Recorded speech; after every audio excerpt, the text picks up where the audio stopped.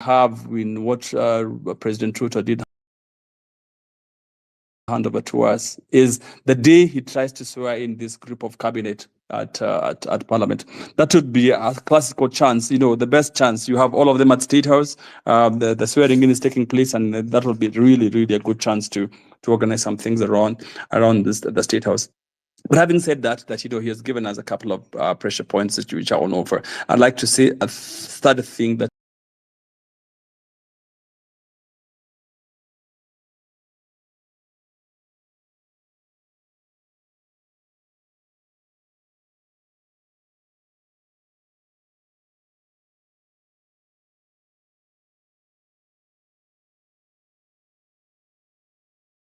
collision of different ideas or different thoughts, then Kenya then would easily slip down a vicious cycle. That is the reason why we might be having differences. Different people have different thoughts, but I really think that one of the things we must do is find unity of purpose. We are Kenyans. This Kenya is ours, and it's fairly very important. Those are the first 3 points I wanted to make. Now, I want to try and help General with his permission and other speakers to answer a couple of things.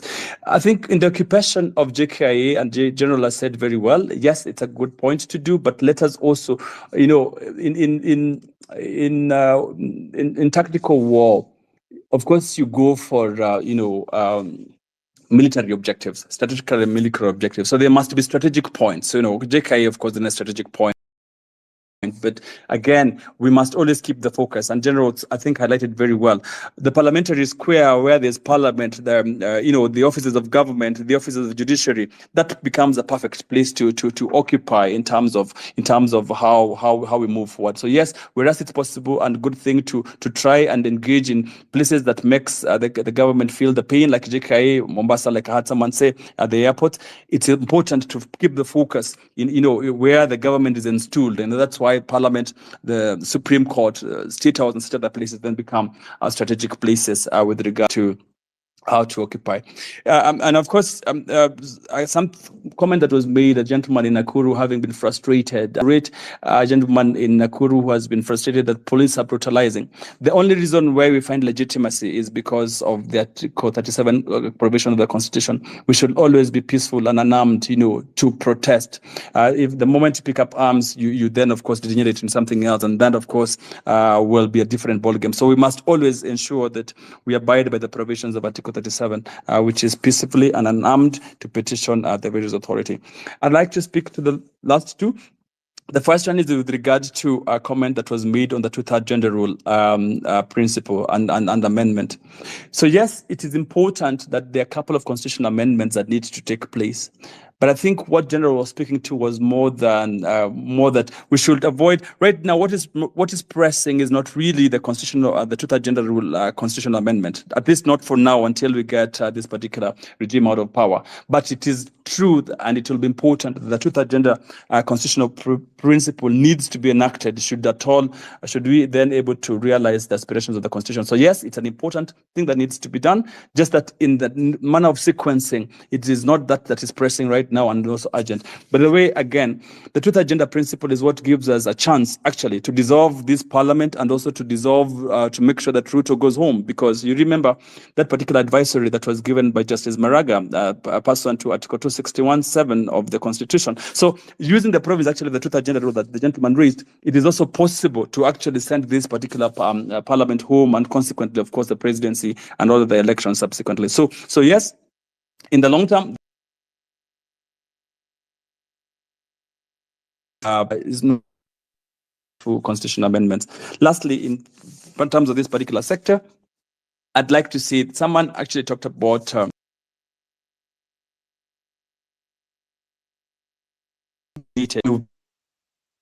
suppress voter registration or voter registration.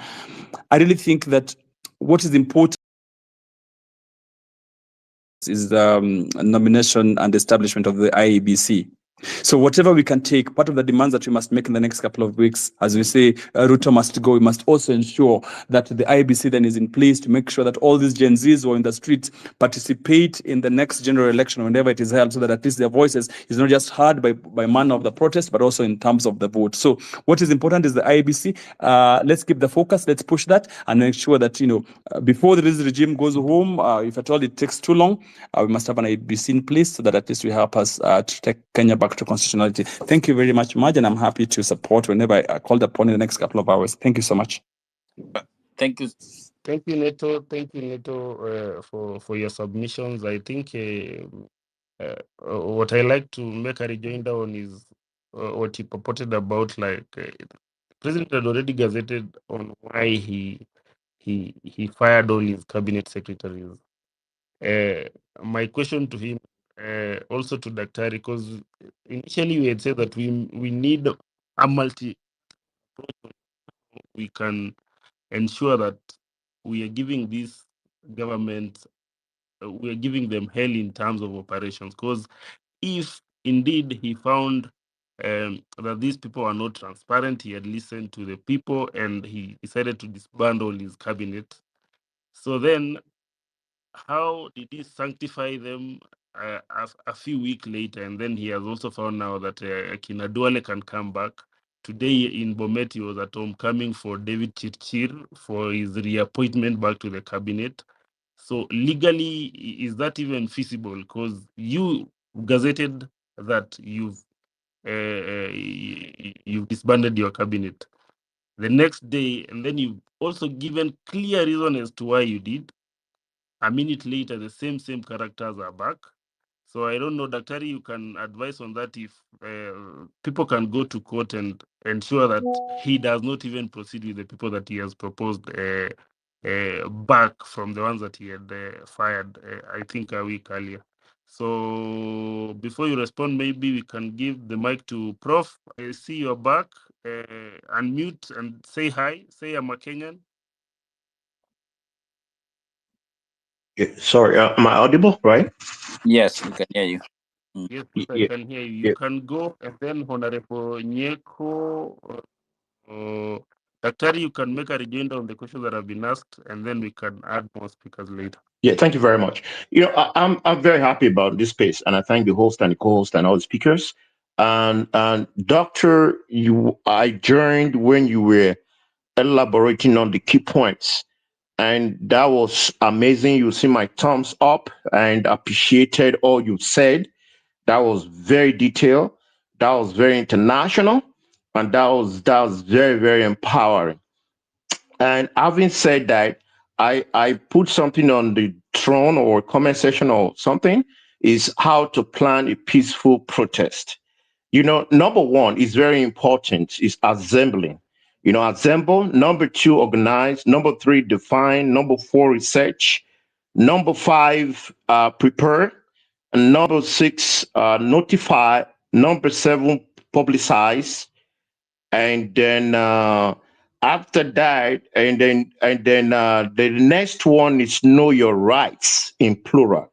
All right. And then the other one is remain peaceful, which the doctor emphasized, which is absolutely paramount.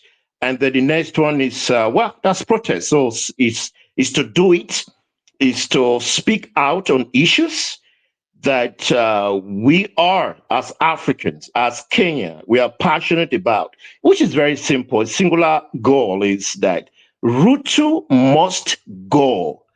And when that happens, you've given the light to shine upon not just Kenyan alone. I want to just be on, without making mistakes. It is not Kenya alone. It is the entire Africa. And to add to what Doctor said before, I put on the comment section or something or whatever. I'll do that later if I'm not done it. In 2022, Sri Lankans, they did that. That's not too far away from that. Right? They did that. They hosted, they kicked out the stubborn president, which was a military officer. So that being said, folks, we are not giving up. Personally, and my team and all the folks I know, when it comes to contribution, when it comes to idea, we'll support Kenya. And Kenya must succeed. Datmar, I was in this space when he came, the president of. He said, folks, we are not giving up. Personally, and my team. Professor, there's an echo, and maybe you try to land in a minute. Yeah, I think so. Okay, someone, I don't know, someone was hearing myself. So I think I finished my point really, and then what I will keep saying is that let's not forget those key points. Let's make it simple, simplicity, and then let's keep on be persistent, and we'll get the result. I want to round up with this. Imagine when you're building a big mansion. What do? You lay the blocks, you lay the foundation, make a concrete foundation.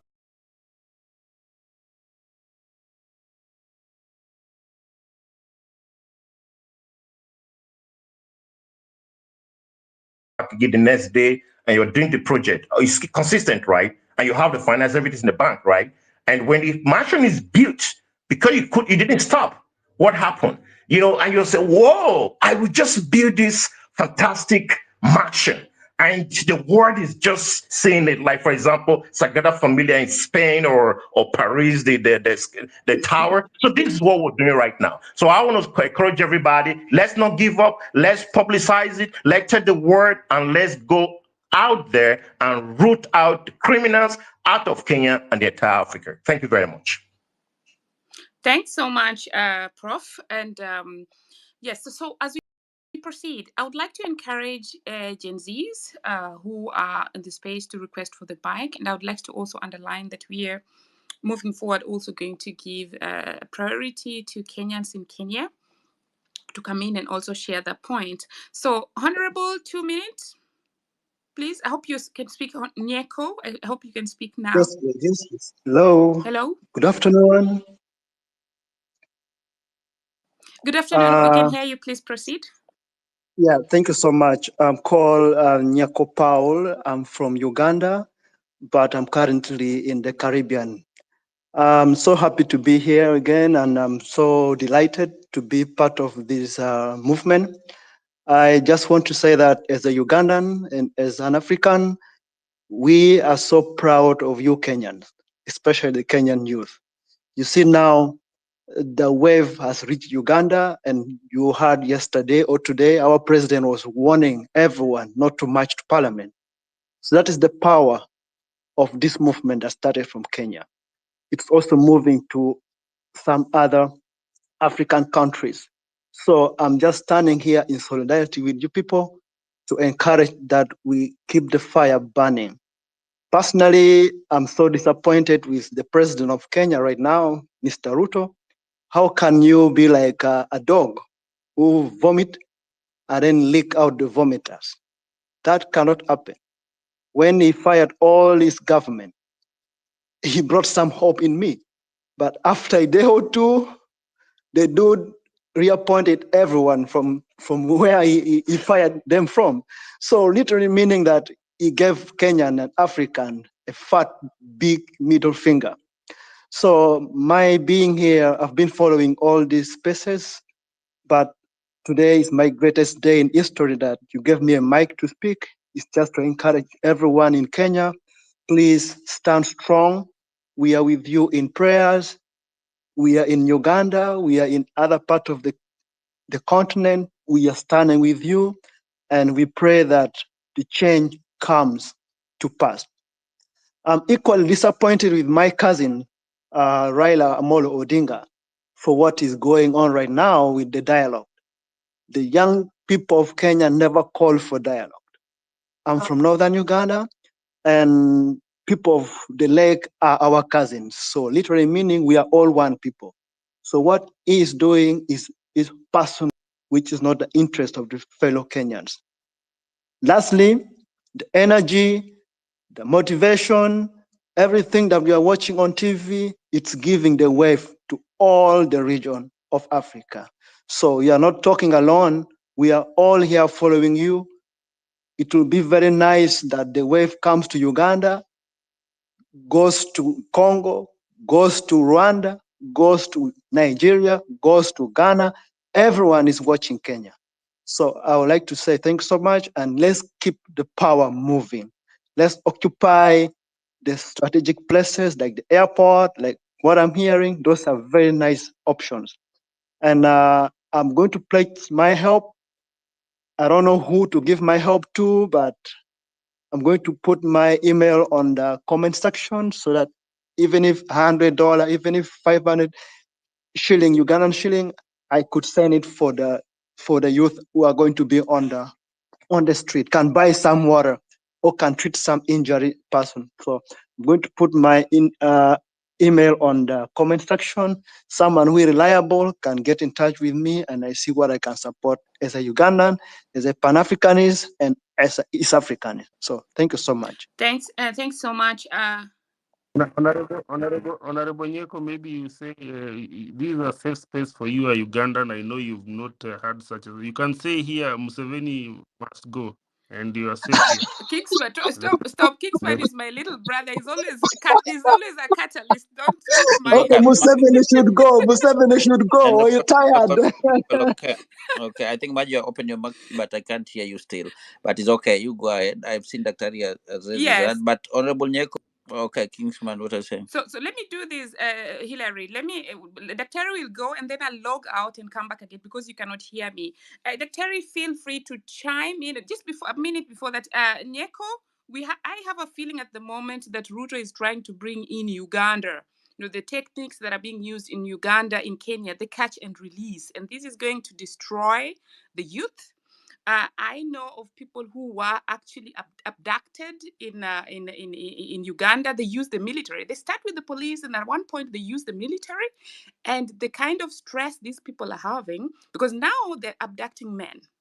But you know the African nature, men are mostly taught not to speak out. So these people are not going to go for therapy. Then they realize months later, when they're walking on the street and they hear an ambulance, they start running crazy. You know, so the damage that the government is doing to the young generation is really enormous. And to me, it looks like it's a textbook from Uganda. But thanks for joining us. Dr. Go on as I log out and come again so that Hillary can hear me.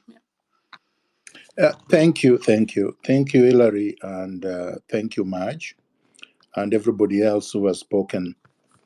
I'll start by saying that as someone who has been abducted several times, tortured several times, sedated once, and forced into exile more than once, actually 3 times, 1988, 2018, twice.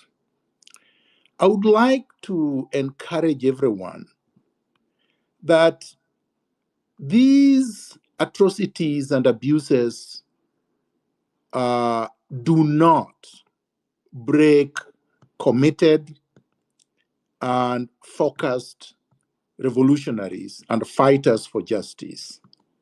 They may think that they have broken some of us, but in the whole, it makes us more defiant. It makes us more fearless.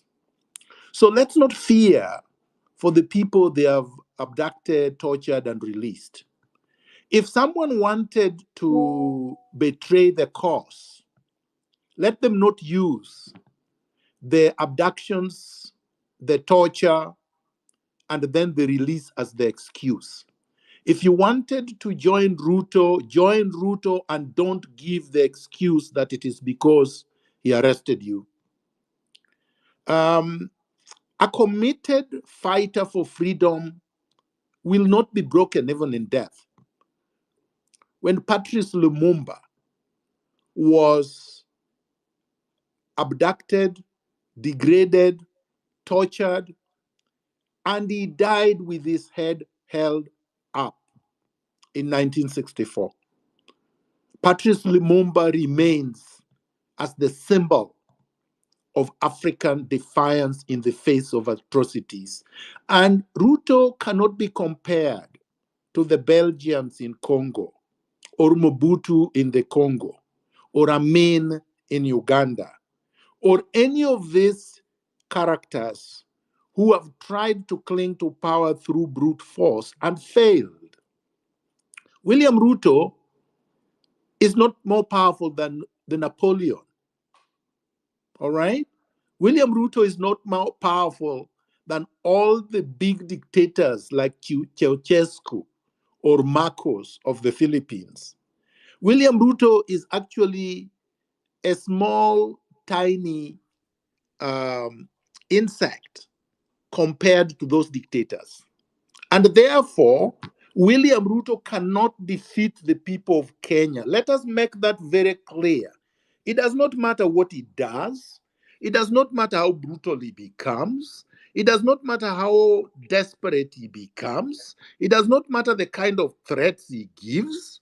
Let us be resolved. Let us resolve and say that William Ruto will not break the people of Kenya down. He cannot defeat 54 million people.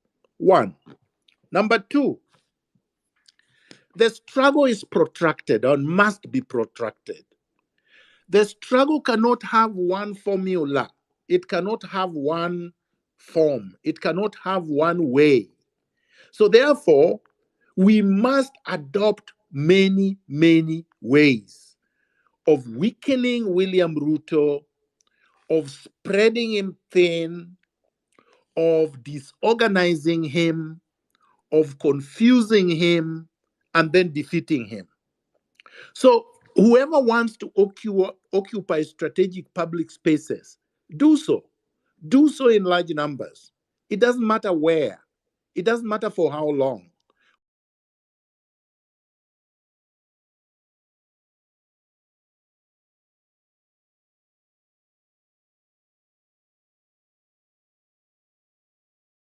On Tuesday and Thursday only. I don't know what that noise is, but I'm saying it is. Sorry, I think Devina, please mute your mic. Go ahead, Dr. It is strategic and tactical mistake to tell William Ruto in advance that we are going to only protest against you on Tuesdays and Thursdays so that he can prepare, he can reorganize, he can re-strategize, he can rearm, he can redeploy his goons and his police to different places because we've already announced what we are going to do. I believe that starting Tuesday, let us give William Ruto a fight to the end. Let us not give him everybody, including his allies, will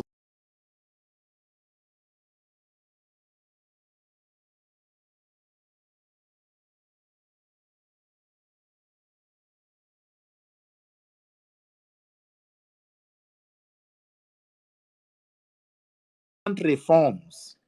This word reforms make me mad because these are the things that castrated our revolutions throughout history. The moment you bring this drip, little changes, it's like applying deodorant on a skunk. The skunk will smell even more. You don't want deodorant on a skunk. We want a total, complete overhaul. Anna Ali said, what was Ruto looking for? Because he held space, he bought Otero, he took him to State House, gave him a fake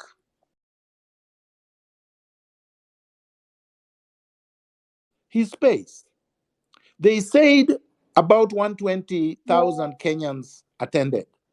And yet William Ruto says nobody did attend. So clearly he was looking for someone. Maybe he was looking for us, the people in this group, to join, and we didn't, for good reasons. Because what is it that we are going to talk with William Ruto about?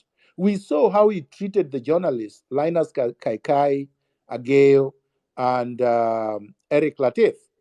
They went there to do their jobs.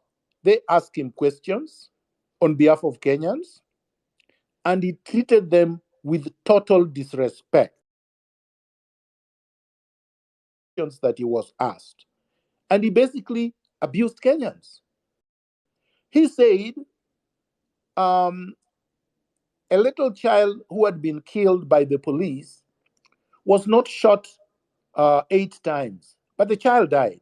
Does it really matter whether the child was killed by 1 bullet or 8 bullets. You see, that's where William Ruto is, a narcissist. He can't even accept what is right in front of his eyes. So the other point, and this is where I'm going to land, the diaspora has made great offers, and they have said they would want to contribute towards the cause. I want us to be careful, and I want us to be strategic. We cannot discuss contributions or mchanga or whatever you want to call them on this space right now, today. Let us have a different space where the diaspora will only discuss how they can contribute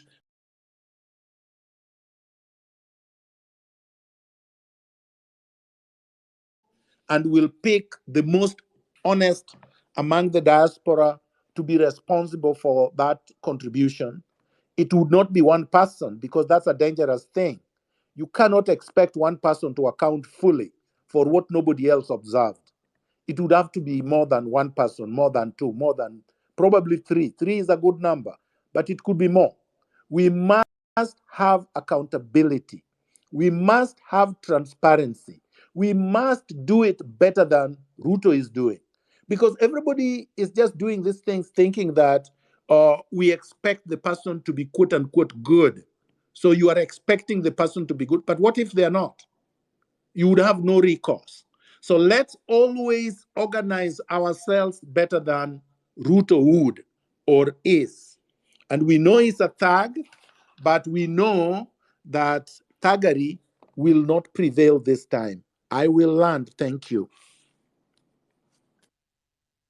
Thank you so much, Dr. Harry. Let me test my mic now if Hillary can hear me. I was thrown out. No, you're good. You're good. You're something good. Okay, I had to. Yes. They mess up your mic, but you're not fully back. Thank you. Go ahead. I know what happened. Go ahead. Okay, thank you. So thanks, Dr. Terry. Let's go to Wizard, then Winnie and Enrico in that order. Oh, sorry. Kim, I see you. Welcome on board, Kim. So Wizard, Winnie, Enrico, and then Kim. Wizard of Oz. See what happens when people use nicknames. Hello. Peter Maina, Yes. Thank you very much for the mic. Good evening, everybody.